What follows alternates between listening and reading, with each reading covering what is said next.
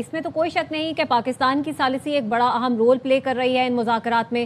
کیا آپ سمجھتے ہیں کہ اس میں چین کا بھی پچھلے دنوں بڑا کردار رہا ہے جس سے انکار نہیں کیا جا سکتا؟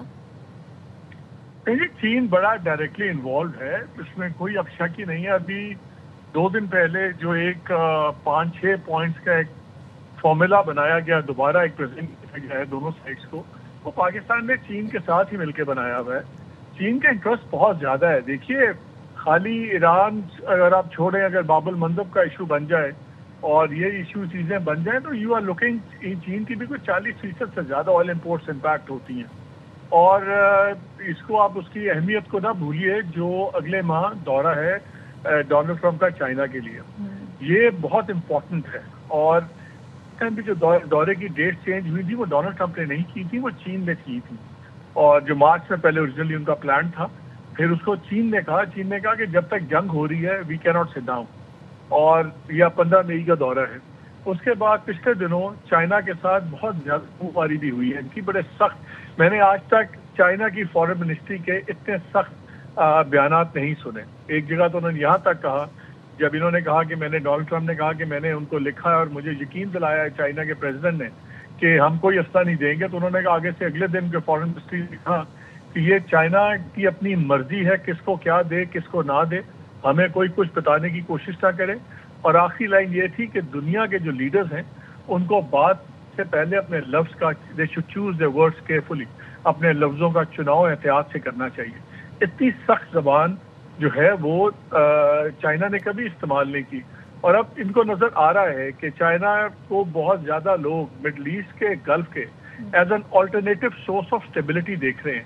اب آپ دیکھیے گا یہ جنگ تو ختم ہو ہی جائے گی، اس کے بعد آپ کو مشرق وسطیٰ میں گلف میں آپ کو ایک نیا سیکیورٹی اور اکنامک پیراڈائم بننا شروع ہو گیا اور وہ نظر آئے گا. دنیا میں تو بن ہی رہا ہے. کینیڈا جیسا ملک جس کی 84% جو ٹریڈ تھی امریکہ کے ساتھ تھی، انہوں نے کہا ہم نے اس کو 50% پہ لانا ہے اگلے 5 سال کے اندر. یورپ والے خود جا کے چائنا میں مل رہے، یو اے کے وائس پریزیڈنٹ فلائی ان کر کے گئے اور وہ چائنیز پریزیڈنٹ کو ملے. Saudi Arabians are talking directly to China. دنیا پوری بدل گئی ہے.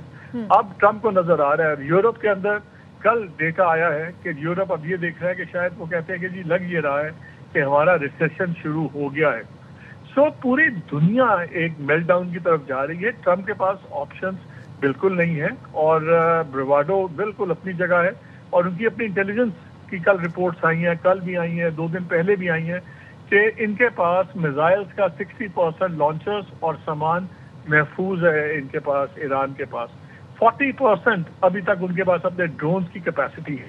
تو اگر آپ ٹرمپ کی بات کرتے ہیں، آپ یہ سوچیں کہ اگر فرسٹریٹ ہو کے ایران ایسکیلیٹ کر دے، 2 راکٹ مار دے، ایک دم جنگ دوبارہ شروع ہو جائے گی اور پوری دنیا اس کی لپیٹ میں آئے گی. یہ ڈونلڈ ٹرمپ کو بھی پتہ ہے. سو اس لیے بات چیت تو ہونی ہے. اور اب جو یہ راکشی صاحب اگر آ جاتے ہیں تو اس کا مطلب ہے کہ فریم ورک آف ٹاکس جو ہے وہ فائنلائز ہو رہا ہے. اور یہ سب سے مشکل مرحلہ ہوتا ہے کہ بات ہونی کن چیزوں پہ ہے. پرائرٹی نمبر 1 کیا ہے، پرائرٹی نمبر 2 کیا ہے. انہوں نے لاسٹ ٹائم میزائل کی بات، اب کل یورپ کی جو تھی ہیڈ فار کلاس جو ہے لڑکی، اس نے کل ایک نئی بات کی کہ جی کنونشنل ویپنز کی بھی بات کرنی چاہیے امریکہ کو. اب وہ اس میں ایک نیا اینگل ڈال رہے ہیں. انہوں نے میزائل سے بات کرنے سے صاف انکار کیا ہوا ہے ایران نے. انہوں نے کہا کہ کنونشنل ویپنز پہ ہم بات نہیں کریں گے، نیوکلیر پہ پہلے ہی وہ تیار ہیں. سو یہ فریم ورک یہ سب سے بڑا سینسٹیو بات ہے.